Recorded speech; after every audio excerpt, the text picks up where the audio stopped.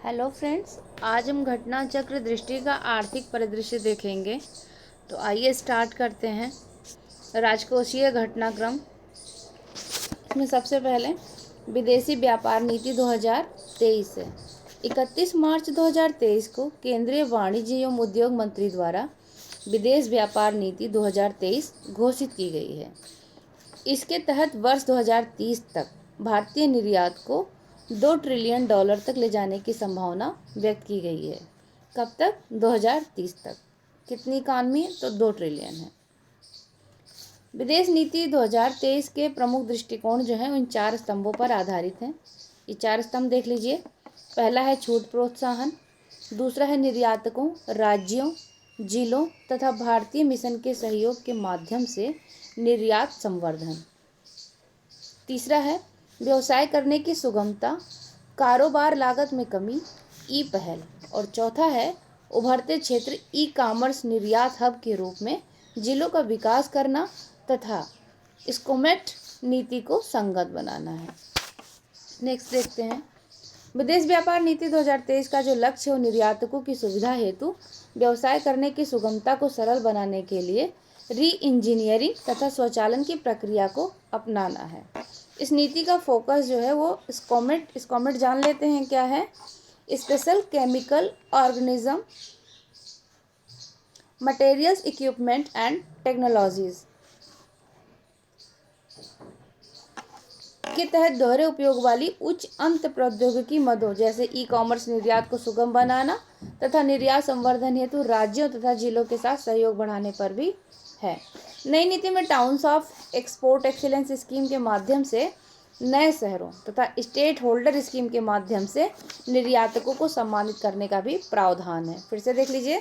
Towns of export excellence scheme नए शहरों और स्टेट होल्डर स्कीम के माध्यम से निर्यातकों को सम्मानित करने का प्रावधान। इसमें 4 नए शहर हैं, ये देख लें। फरीदाबाद है, मिर्ज़ापुर है, मुरादाबाद है, वाराणसी है। यहाँ पर विद्यमान 39 शहरों के अतिरिक्त निर्यात उत्कृष्टता शहर के रूप में निर्दिष्ट किया गया है। पीएम मित्र पार्क देखते हैं, बहुत इंपॉर्टेंट है। 17 मार्च 2023 को टेक्सटाइल उद्योग हेतु 7 पीएम मित्र पार्क को स्थापित करने की घोषणा की गई थी। कब की गई? 17 मार्च 2023 को। कितने पीएम मित्र पार्क हैं? 7 हैं। आइए देख लेते हैं कहाँ कहाँ पर है।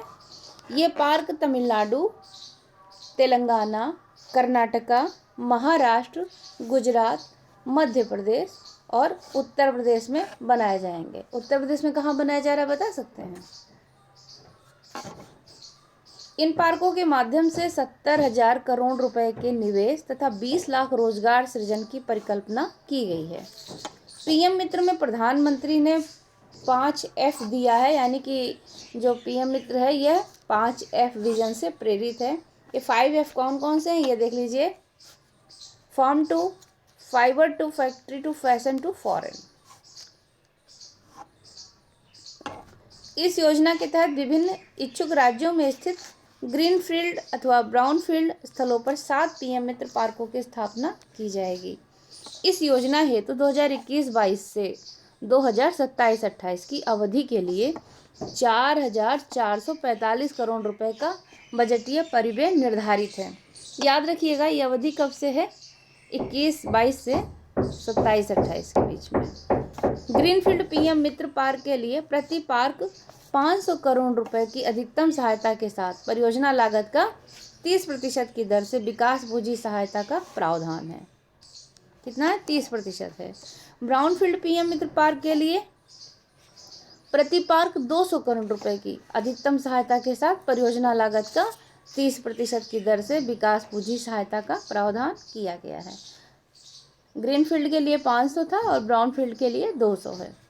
पीएम मित्र पार्क में वस्त्र निर्माण इकाइयों की शीघ्र स्थापना के लिए भारत सरकार प्रत्येक पीएम मित्र पार्क है इनके लिए 300 करोड़ रुपए की निधि भी प्रदान करेगी।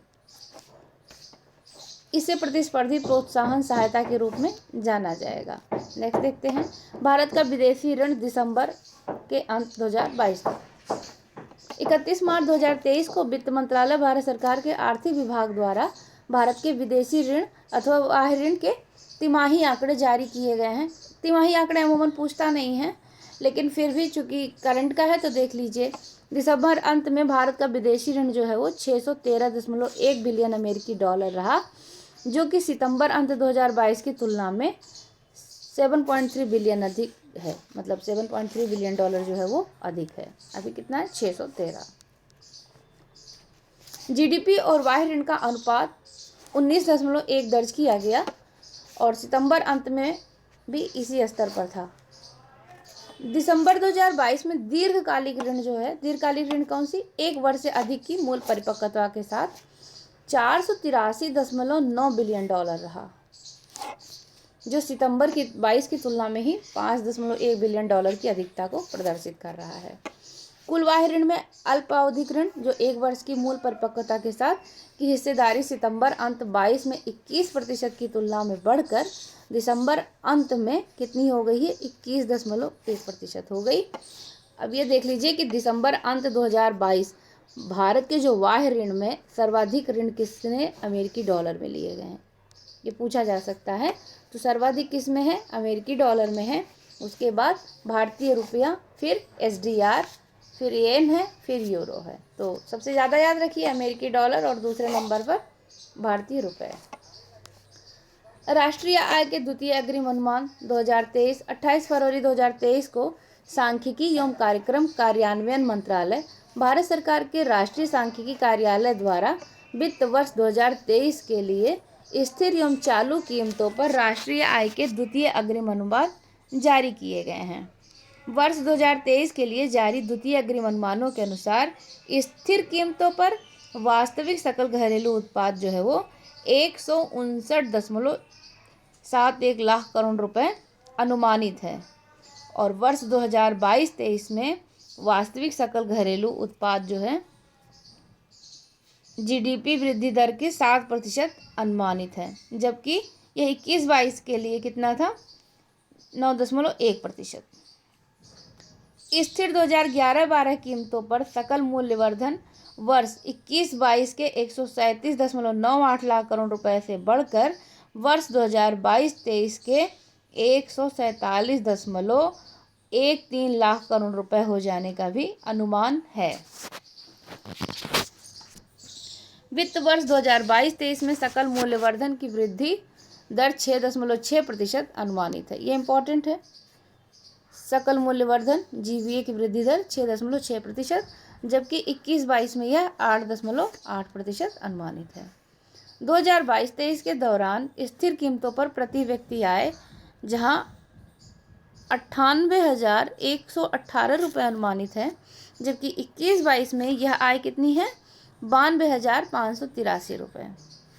चालू कीमतों पर सकल घरेलू उत्पाद वर्ष 2022-23 के लिए 272.04 लाख करोड़ रुपए अनुमानित है, जो गत वर्ष के 234.71 लाख करोड़ रुपए की तुलना में करीब 15.90% की वृद्धि को प्रदर्शित करता है।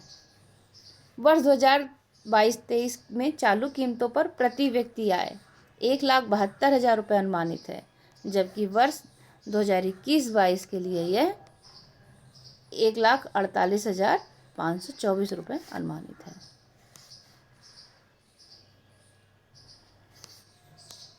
केंद्रीय बजट देख लेते हैं। केंद्रीय बजट 1 फरवरी 2023 को वित्त मंत्री निर्मला सीतारमण द्वारा संसद में प्रस्तुत 45.03 लाख करोड़ रुपए का प्रस्तुत बजट अनुमान 21वीं सदी के नए दशक का तीसरा तथा अमृतकाल का पहला आम बजट है। इस बजट का लक्ष्य समग्र व दीर्घकालिक दृष्टिकोण के साथ बीते 9 वर्षों में तैयार की गई नींव को मजबूती देते हुए अब सप्तऋषि अर्थात 7 प्राथमिकताओं पर आगे बढ़ना है। ये सप्तऋषि याद रखिएगा। बजट 2023-24 में महत्वपूर्ण घोषणाएं देखते हैं। चालू वित्त वर्ष में भारतीय अर्थव्यवस्था की आर्थिक वृद्धि दर 7% होने का अनुमान लगाया गया है, जो प्रमुख अर्थव्यवस्थाओं में सर्वाधिक है। खाद्य एवं पोषणगत सुरक्षा सुनिश्चित करने हेतु सरकार द्वारा पीएम गरीब कल्याण अन्न योजना के अंतर्गत अगले 1 वर्ष हेतु सभी अंत्योदय और प्राथमिकता प्राप्त परिवारों को मुफ्त खाद्यान्न की आपूर्ति करने की योजना 1 जनवरी 2023 से, यह डेट याद रखिएगा, लागू किया गया है। विगत 9 वर्षों में प्रति व्यक्ति आय दुगनी से भी अधिक होकर के 1.97 लाख रुपए हो गई है। और जो भारतीय अर्थव्यवस्था है इसका आकार अभी समय कितना है, 5वीं सबसे बड़ी अर्थव्यवस्था बन गई है विश्व की। पहले कितनी थी, 10वीं थी 9 वर्ष में, और अब यह 9 वर्ष में 5वीं हो गई है। भारत @100 तक की यात्रा में अमृतकाल के दौरान निम्नलिखित 4 मौके रूपांतरित हो सकते हैं। पहला कौन सा है, महिलाओं का आर्थिक सशक्तिकरण। दूसरा है PM विश्वकर्मा कौशल सम्मान। तीसरा है पर्यटन। और चौथा क्या है, हरित विकास। बजट की प्राथमिकताएं देख लीजिए। प्रस्तुत बजट में 7 प्राथमिकताओं को अपनाया गया है जो एक दूसरे का संपूर्ण तथा अमृतकाल के दौरान मार्गदर्शन करते हुए सप्तऋषि की भांति कार्य करेंगे। अब इन 7 प्राथमिकताओं को देख लेते हैं।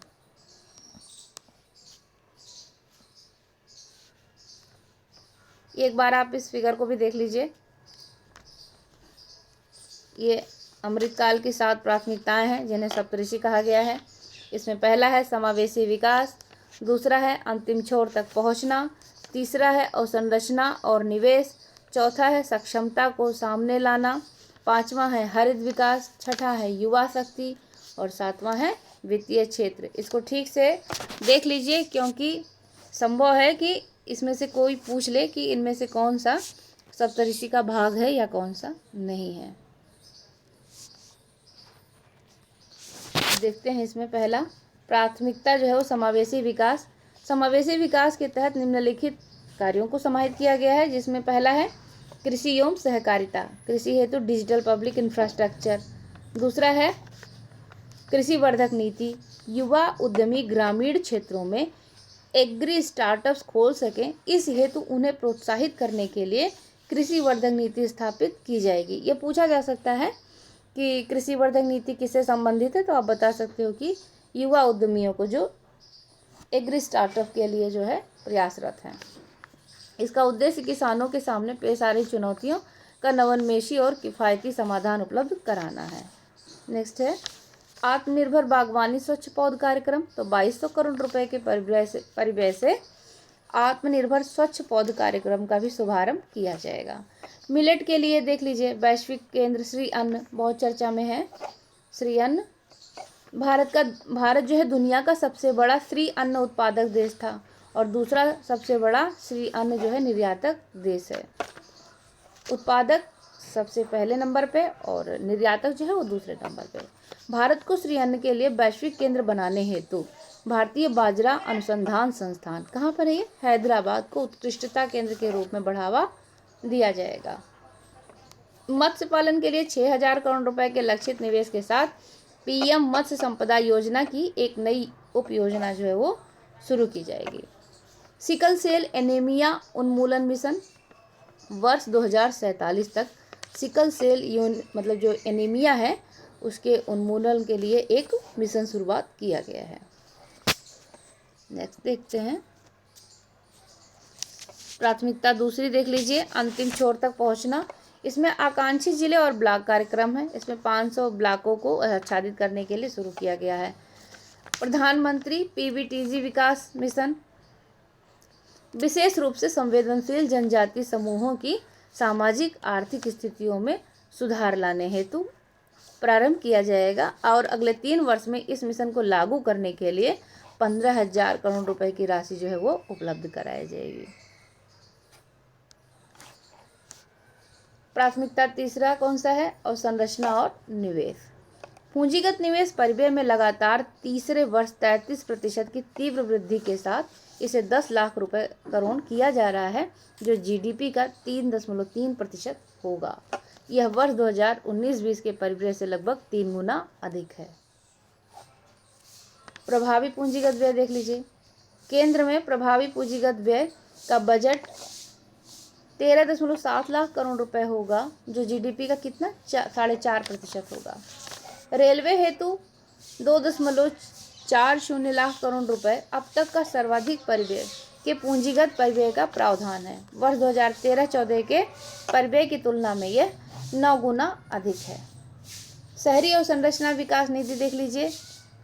RIDF की तरह प्राथमिकता प्राप्त क्षेत्र उधारी न्यूनता जिसे लैंडिंग शॉर्टफॉल के उपयोग के माध्यम से शहरी और संरचना विकास निधि की स्थापना की जाएगी और इसका प्रबंधन कौन करेगा? राष्ट्रीय आवास बैंक करेगा। ये याद रखिएगा। ये जो शहरी और संरचना विकास निधि की स्थापना है, इसका प्रबंधन राष्ट्रीय आवास बैंक करेगा। इसका उपयोग टियर 2 तथा टियर 3 शहरों में और संरचना सृजन हेतु सार्वजनिक एजेंसियों द्वारा किया जाएगा। प्राथमिकता 4 है, देख लीजिए, सक्षमता को सामने लाना। इसमें सबसे पहले कौन सा है? मिशन कर्मयोगी।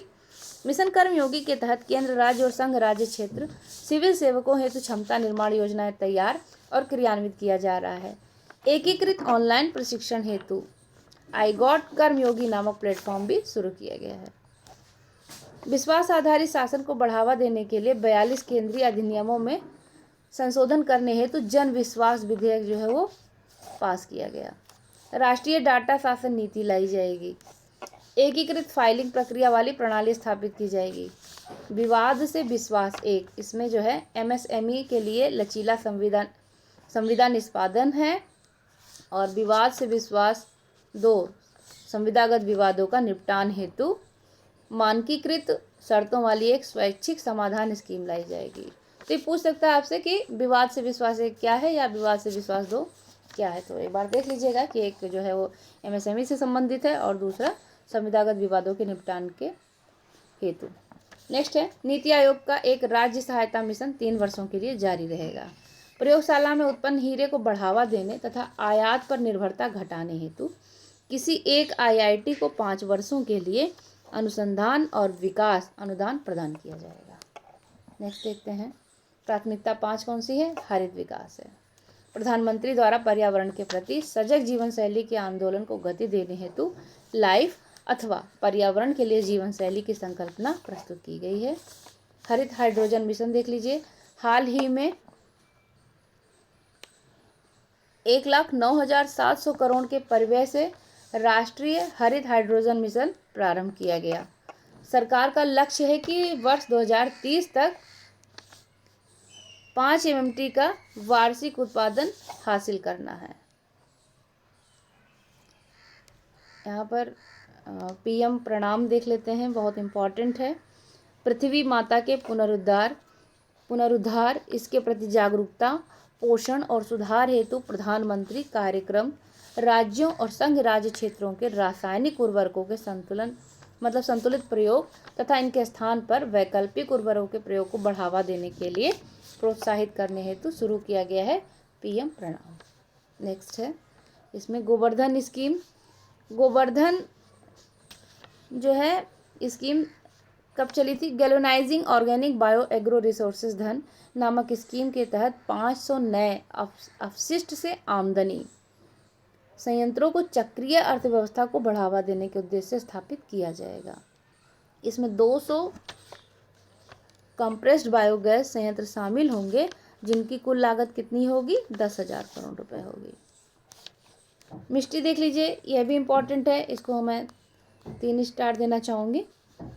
मिष्टी एक बार जरूर देखिए, यह मोस्ट इम्पोर्टेंट है। वनारोपण में भारत को मिली सफलता के आधार पर तटीय रेखा के साथ साथ लवण भूमि पर जहाँ भी व्यवहार्य हो मैंग्रोव पौधरोपण के लिए तटीय पर्यावास और ठोस आमदनी के लिए मैंग्रोव पहल की शुरुआत की जाएगी। मिष्टी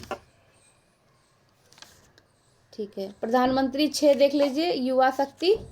प्रधानमंत्री कौशल विकास योजना 4.0 अगले 3 वर्षों में लाखों युवाओं को कौशल प्रदान करने हेतु प्रधानमंत्री कौशल विकास योजना 4.0 प्रारंभ की जाएगी। राष्ट्रीय प्रशिक्षुता प्रोत्साहन योजना। अखिल भारतीय राष्ट्रीय प्रशिक्षुता प्रोत्साहन योजना के अंतर्गत 3 वर्षों में 47 लाख युवाओं को वृत्तिका सहायता प्रदान करने हेतु डायरेक्ट बेनिफिट ट्रांसफर शुरू किया जाएगा। Unity mall. राज्यों की राजधानियों के सबसे प्रमुख पर्यटन केंद्र या उनकी वित्तीय राजधानी में एक यूनिटी मॉल स्थापित करने हेतु प्रोत्साहित किया जाएगा ताकि इसके माध्यम से ODOP जीआई उत्पाद, हस्तशिल्प उत्पादों के संवर्धन और विक्रय को बढ़ावा मिल सके। 7वां देख लीजिए और अंतिम है एमएसएमई के लिए ऋण गारंटी। विगत वर्ष एमएसएमई के लिए ऋण गारंटी योजना को नवीकृत करने का प्रस्ताव किया गया था, लेकिन अब कॉर्पस में 9,000 करोड़ रुपए जोड़ करके नवीकृत योजना जो है वो 1 अप्रैल 2023 से शुरू किया जाएगा। इसके अतिरिक्त 2 लाख करोड़ रुपए का सांपार्श्विक मुक्त गारंटी युक्त संभव हो पाएगा। इसके अलावा ऋण की लागत में करीब 1% की कमी भी आएगी। वित्तीय और अनुषंगी सूचना की केंद्रीय रिपोजिटरी के रूप में काम करने हेतु एक राष्ट्रीय वित्तीय सूचना रजिस्ट्री स्थापित की जाएगी। कंपनी अधिनियम के अंतर्गत केंद्रीय डाटा संसाधन केंद्र की स्थापना की जाएगी। इसके अतिरिक्त आज़ादी का अमृत महोत्सव महिला सम्मान बचत पत्र, ये देख लीजिए। आज़ादी का अमृत महोत्सव के स्मरण स्वरूप मार्च 2025 तक 2 वर्षों की अवधि के लिए एक कालिक नई लघु बचत योजना महिला सम्मान बचत प्रमाण उपलब्ध कराया जाएगा। इसका कार्य का मतलब समय देख लीजिएगा 2025 तक।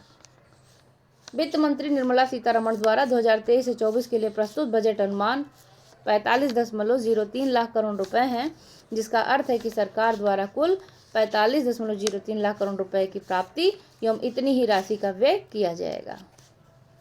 कुल प्राप्तियों को यदि राजस्व और पूंजीगत प्राप्तियों में बांटा जाए तो कुल प्राप्तियों में 58.45% हिस्सा राजस्व प्राप्तियों का है, जबकि शेष 41.55% हिस्सा पूंजीगत प्राप्तियों का है। इसी तरह कुल व्यय में 77.77% हिस्सा राजस्व खाते पर, जबकि मात्र 22.23% हिस्सा जो है वो पूंजी खाते पर व्यय करने का अनुमान है। टैक्स देख लेते हैं। बजट में व्यक्तिगत आयकर के संबंध में 5 प्रमुख घोषणाएं की गई हैं। पहली घोषणा रिबेट से संबंधित है। वर्तमान में पुरानी और नई कर व्यवस्थाओं में 5 लाख रुपए तक की आय वाले व्यक्ति किसी प्रकार के आय का भुगतान नहीं करते हैं। अतः रिबेट की सीमा को नई कर व्यवस्था में 7 लाख रुपए तक बढ़ाने का प्रस्ताव किया गया है। इस प्रकार से नई कर व्यवस्था में 7 लाख रुपए तक आय वाले व्यक्तियों को अब किसी भी प्रकार के कर का भुगतान नहीं करना होगा। दूसरा प्रस्ताव मध्यम आय वर्ग से संबंधित वर्ष 2020 में 2.5 लाख रुपए से शुरू करते हुए 6 आयकर स्लैब वाली नई व्यक्तिगत आयकर व्यवस्था शुरू की गई थी। वर्तमान में स्लैबों की संख्या घटाकर के 5 करते हुए और कर छूट की सीमा को बढ़ाकर 3 लाख रुपए करते हुए इस व्यवस्था में कर संरचना को बदलने का भी प्रस्ताव किया गया है। कर की दरें देख लीजिए। 3 लाख तक 0 है, 3 लाख से 6 लाख तक 5% है, 6 लाख से 9 लाख तक 10% है और 9 लाख से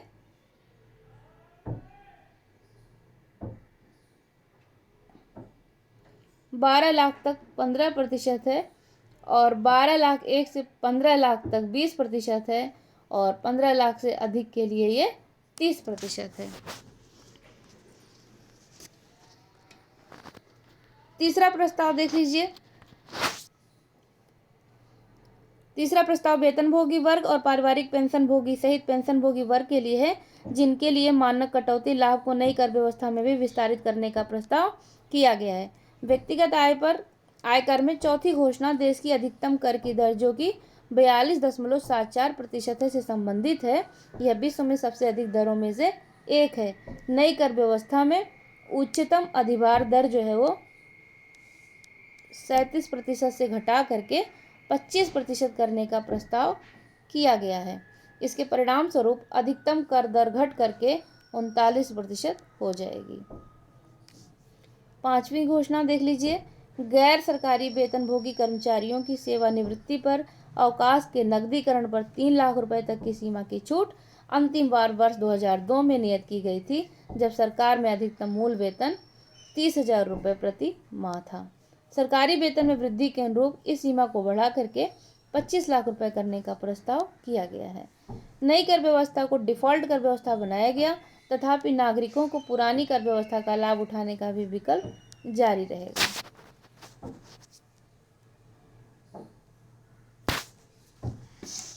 कुल सब्सिडी देख लीजिए। एक बार इसे जूम कर देते हैं, आप इसे देख लीजिए।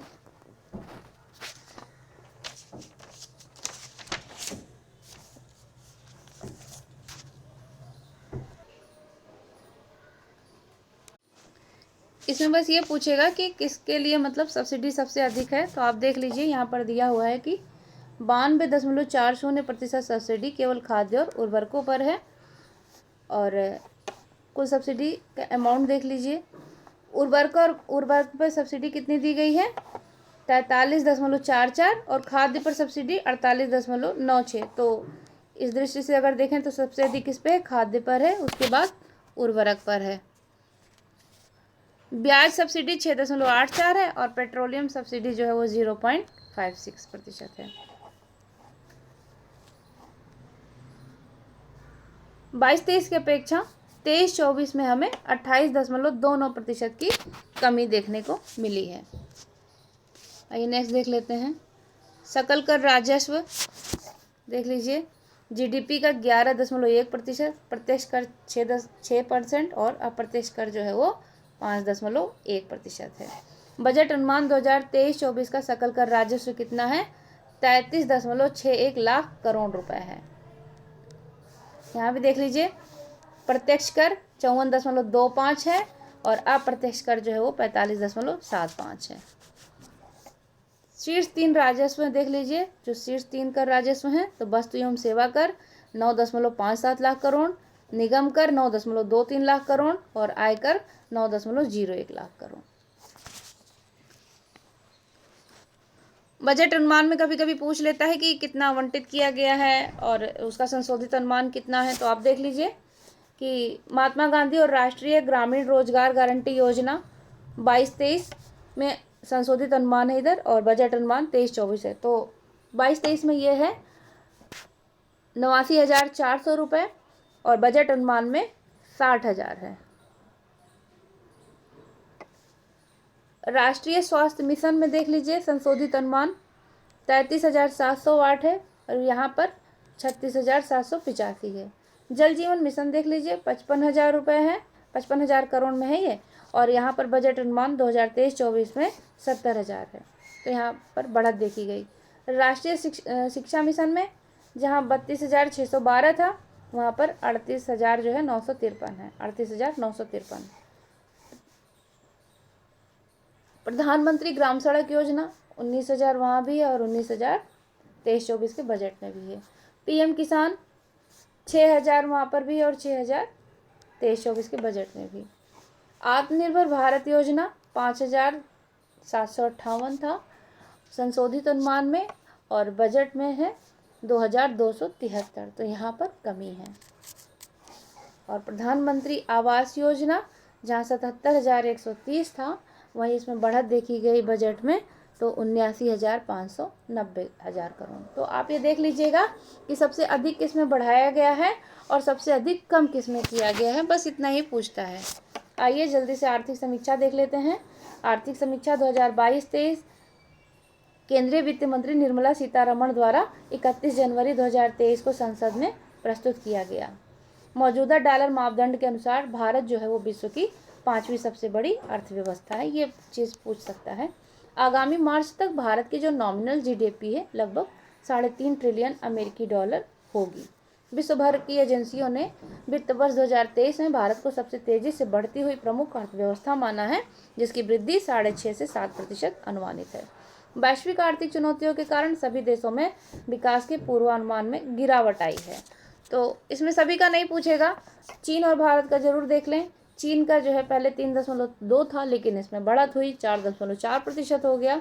भारत का जहाँ 6.8 था, वहीं उसमें कमी देखी गई, 6.1 हो गया। अमेरिका का भी देख लीजिए, शायद पूछ ले, तो इसका 1.6 था, यहाँ पर भी कमी है, 1 मतलब सिर्फ 1 रह गया। यूरो क्षेत्र में भी 3.1 था, यहाँ पे 0.5 रह गया। यूनाइटेड किंगडम में भी 3.6 था, यहाँ पर भी 0.3 रह गया। तो इस तरह से आप देख सकते हो कि कमी देखी गई है, सिर्फ चाइना में बढ़त देखी गई। तो आइए इसके आगे कंटिन्यू करते हैं। केंद्र सरकार का जो पूंजीगत व्यय जीडीपी के 1.7% वित्त वर्ष 2009-20 के दीर्घकालिक औसत से बढ़ करके वित्त वर्ष 2022 में जीडीपी का ये 2.5% हो गया है। यहाँ पर 19 होना चाहिए था।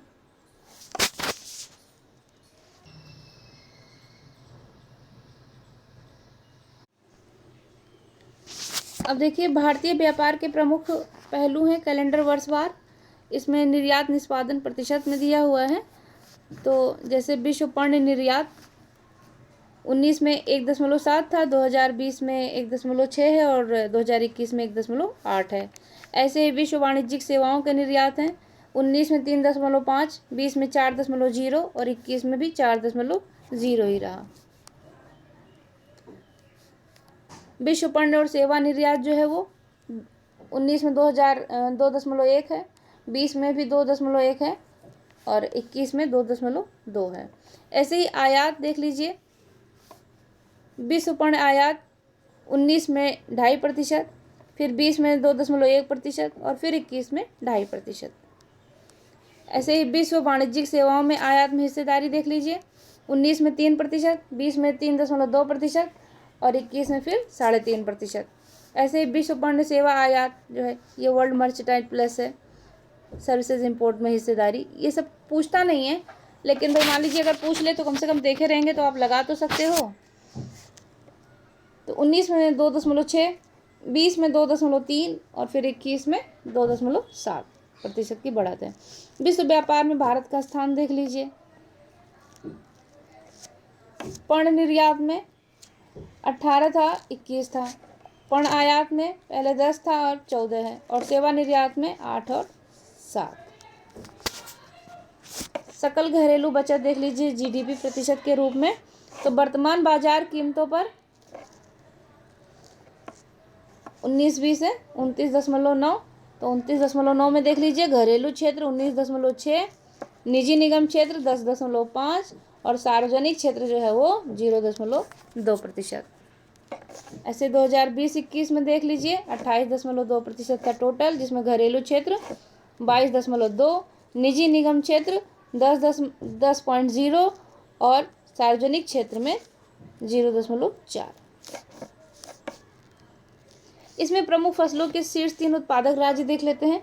हालांकि जब आप आर्थिकी अलग से पढ़ोगे घटना चक्र की जो आई है या जो भी आपने ले रखा होगा तो इसमें और स्पष्ट हो जाएगा, लेकिन यहाँ पे देख लीजिए 21 से 22 के बीच में जो है उत्पादन मिलियन टन में ये उत्पादक राज्य हैं। शीर्ष 3 कौन से हैं? चावल में पश्चिम बंगाल, दूसरे नंबर पे उत्तर प्रदेश और तीसरे पर पंजाब है।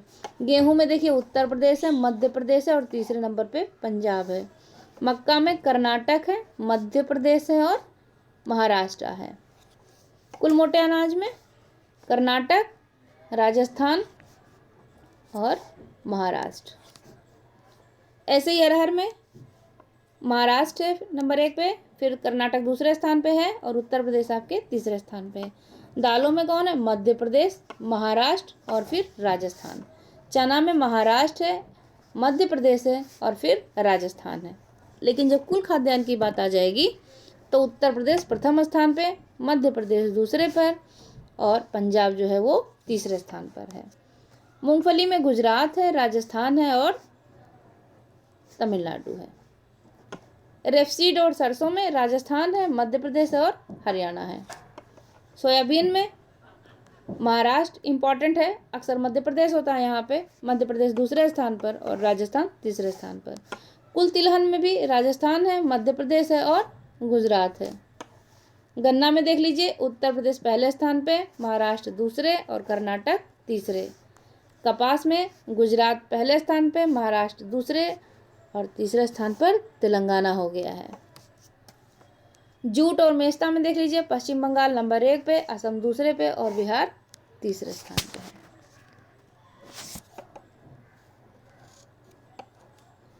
मुख्य आयातों का हिस्सा देख लीजिए, पण्य समूह 2020-21 और 21-22 में देखते हैं तो खाद्य पदार्थ और संबंधित उत्पाद यहाँ पे 4.5% था, फिर 21 से 22 में 4.4% है और 22 से 23 में 4.1 है। ईंधन में कोयला, पेट्रोल, तेल और स्नेह कहता है तो 20-21 में 25% कुल है, जिसमें से कोयला 4.1% है और पेट्रोल 21.0 है। ऐसे ही ईंधन 21-22 में कुल कितना था? 31 और 22-23 में 38 था। उर्वरक देख लीजिए 1.9, फिर 2.3 और अब जो है वो 2.2 है। पूंजीगत वस्तु में 12.7, 21 में जो है वो 10.1 है और 22-23 में 9 है। इसमें बस आप उत्पादकता याद रखिएगा, इसके अतिरिक्त और कुछ नहीं।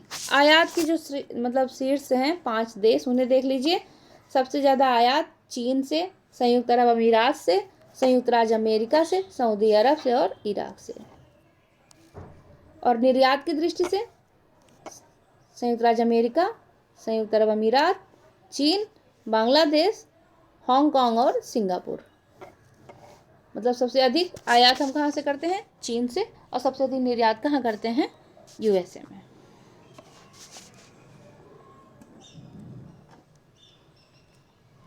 आइए देख लेते हैं। अब उत्तर प्रदेश का बजट है, इसे हम बाद में देखेंगे, क्योंकि एक ही साथ सारे बजट पढ़ेंगे तो कंफ्यूज हो जाएंगे। एक बार आप आर्थिकी से आयात और निर्यात देख लीजिएगा, उत्पादन उत्पादकता जरूर देख लीजिए, क्योंकि समय कम बचा है और सवाल यहीं से पूछे भी जाएंगे। अब ये नहीं पूछता है कि बजट का अमाउंट कितना है या राजस्व घाटा कितना है, लेकिन फिर भी एक बार देख लीजिए, शायद पूछ ही ले। तो पढ़ते रहिए, यूपी बजट हम इसके बाद पढ़ते हैं। Thank you so much.